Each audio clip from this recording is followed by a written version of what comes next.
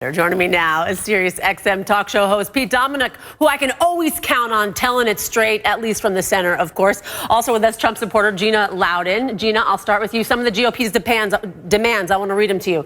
Keep the room temperature at 67 degrees, no reaction shots from the crowd. Now Trump trying to negotiate on his own. You support Trump. You've been very outspoken about this. Why do you think he's doing this? Why do you think he's creating the separation?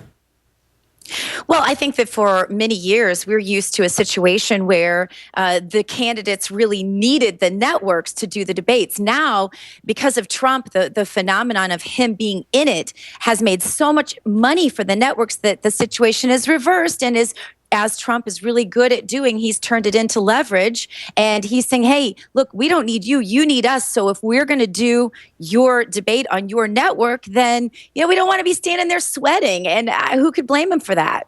Pete, do you really think that the network should be negotiating with the candidates?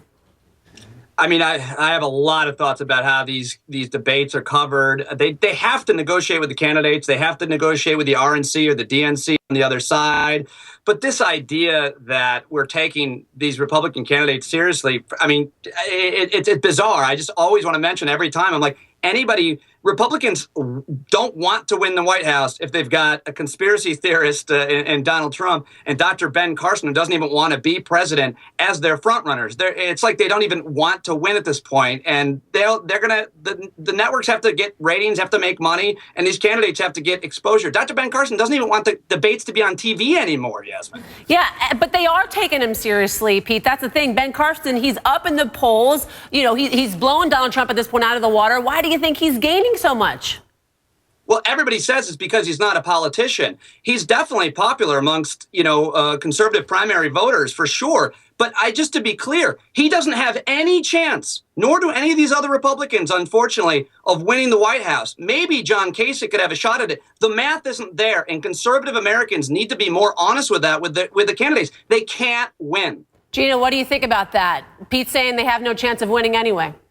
Well, I don't know where he's getting his information, but it certainly isn't the polls. In most of the polls, each of the leading Republican candidates right now, including even Cruz, Rubio, Trump, and Carson, beat Hillary and certainly are going to beat Sanders if he ends up being the nominee. So I'm not sure where he's getting his numbers. This is such an unusual year, and it's so fascinating. And I think rather than just dividing ourselves around party lines, maybe we should take a listen to what each candidate is saying. For the first time ever, we have some true outsiders who are not a product of the establishment politicians in Washington, D.C.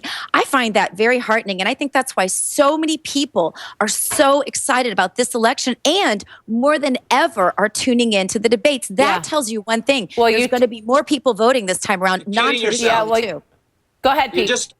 You're kidding yourself. I wish conservatives like Gina would be more serious about this. The Romney campaign was kidding themselves. The math isn't there. You have to understand, Hispanics have to vote. Centrists have to vote for the Republicans. They aren't going to vote for any of these guys. Donald Trump is a conspiracy theorist who believes autism caused by you guys obviously have some divisive opinions. I got to wrap. I'm getting it in my ear. I got to wrap, and I apologize. I wish I could go on and on, but I thank you guys both for joining us. Ali? Thanks. Thanks, Jasmine.